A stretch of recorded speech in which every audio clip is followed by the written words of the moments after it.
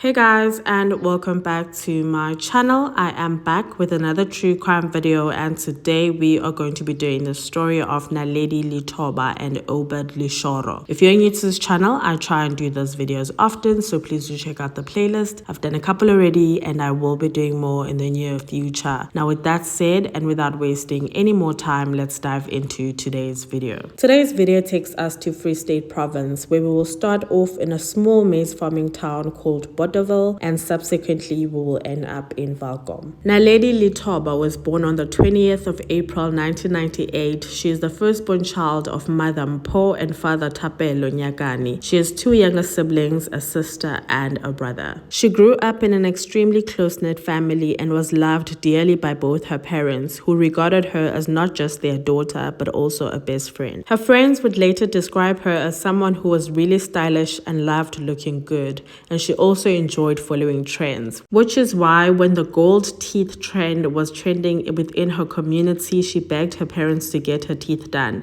And also she had a tattoo of her name and date of birth on the one side of her chest. But more than anything else, Naledi was described as someone who was warm-hearted, loved and feared God, and was a member of the Prophet Bushiri Church ECG. Now her family would constantly travel from Botterville to Pretoria to attend those main services. Naledi went to Mamelang Tuto Secondary School and matriculated in the year 2017. Now, even though her parents advised that she could take a gap year, she said no ways, she wants to go to school, which is exactly what she did the following year. In 2018, she enrolled at the Goldfields Tivet College in Welkom, which is an hour outside of Botterville. Because it was quite a distance, her family said that she could find accommodation closer to the school so that she would not have to travel on a daily basis. She got accommodation at a house in Long Street, Welkom, where other students were already staying. Everything went well in her first year. In 2018, she studied hard and passed all her modules, and the following year she was back for her second year. It was around this time that she met a young man named Obed Leshoro. Obed was 2 years younger than Naledi.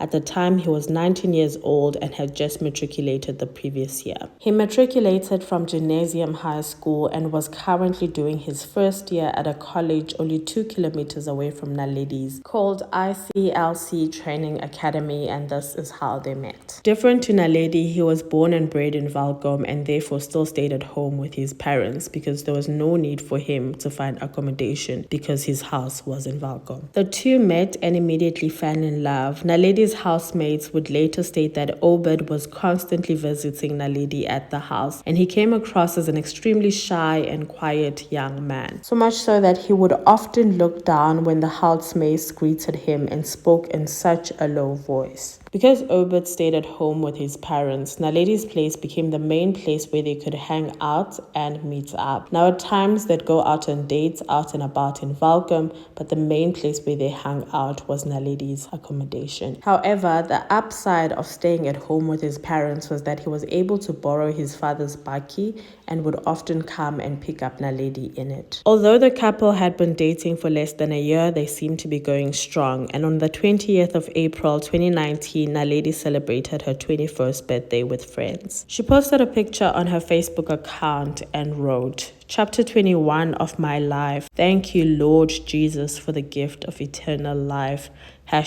#birthday girl." Sadly, little did she know that this was her last birthday. In fact, it was her last month alive, because in a little less than a month, tragedy would strike. On the second week of May, Obed went to visit Naledi as he normally did, but this particular day he was not his normal self. In fact, he was furious. He got there and started accusing Naledi of cheating on him. Now, although there is no way to verify this, in a confession later on, he then said that Naledi actually admitted to cheating on him, and that's when he got really upset and furious and decided to leave Naledi's residence and go back to his home. He got home and he said that he started getting more and more upset and just could not accept that his girlfriend of a couple of months had cheated on him. And that's when he decided to call Naledi and basically said, "You know what, I'm coming back, I'm coming over, I want us to talk." He went to his dad and borrowed the bakkie and he gave it to him, and then he also took a knife with him. When he got to Naledi's place, he called her to come out and said she must get into the car. Not thinking much of anything, Naledi got into the bakkie and Obed drove off. He drove to a quiet suburb within Valkom and parked the car and said Naledi must get out. Also got out of the car and then brought up the whole discussion about the cheating again. And before he even gave her a chance to explain anything, he started striking her over and over and over again. Now, after a while, she unfortunately lost her life.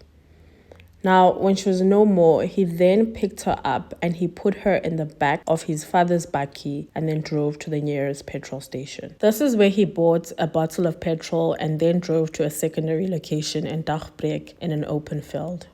In an effort to conceal her identity, he cut off her tattoo because it had her name and date of birth on it.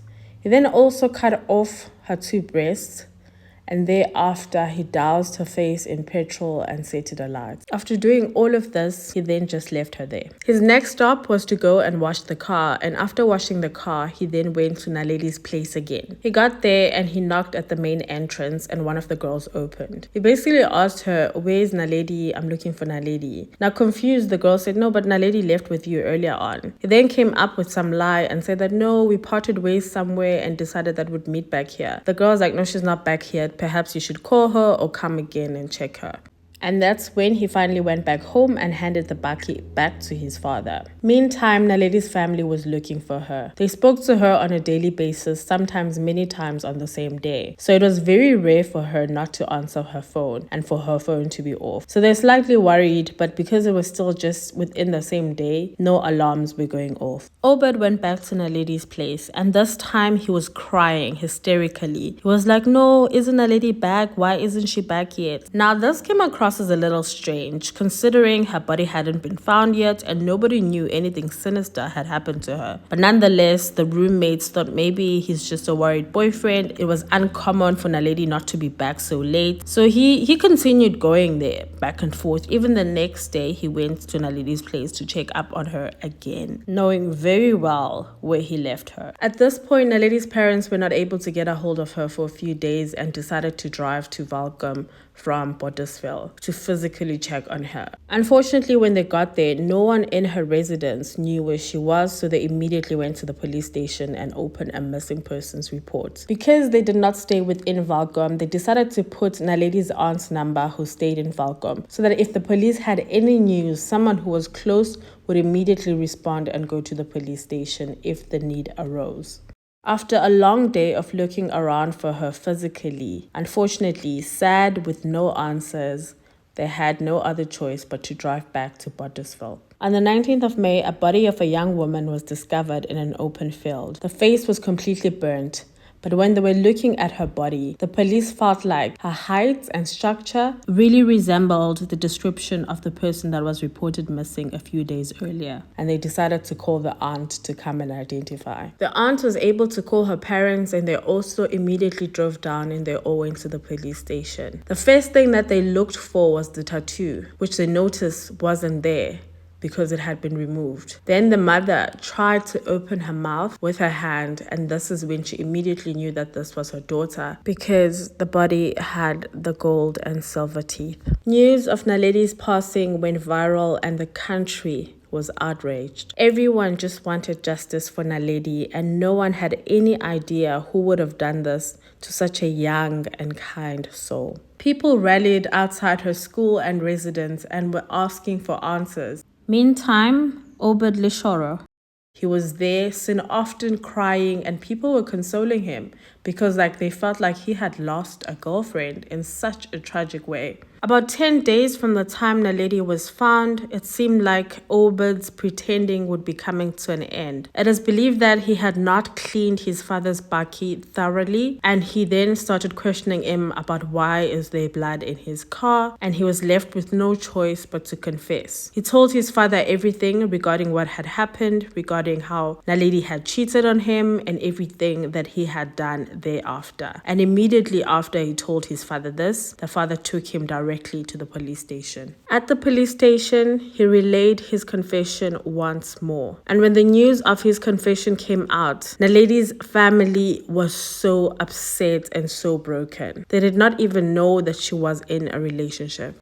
Although Naledi's family appreciated that the father had taken him to the police station after the confession, they have stated numerous times in interviews that they were saddened that Obed's family did not come to them to pass condolences or to apologize on their son's behalf. Now, they are also clear in saying that they understand completely no family sends their child to go and harm anyone. But in the unfortunate event that the child does do that, then at least it would be kind if they would at least go and visit the family just to pass condolences and apologize on his behalf, which unfortunately never happened.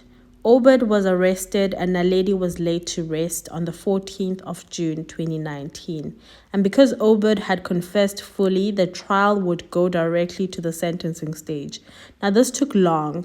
It took as far as 2 years and he was only sentenced in 2021 and was given a 15-year sentence with the possibility of parole. Now, what does 15 years mean for a 19-year-old who has the possibility of parole? It means that he could be out in 7 years. In 7 years, he will be 26 years old. And if he's not released on parole, he can finish his full term, 15 years, by the time he's 34, and he will be let back into society as a free man. I don't know how I feel about this one. I think this is one of the worst sentences I have come across, and I've done a lot of cases before. So, I don't know. Please comment down below and let me know what you think about this particular case, especially the sentence. And with that said, we have come to the end of today's video. See you guys on the next one, and please stay safe out there.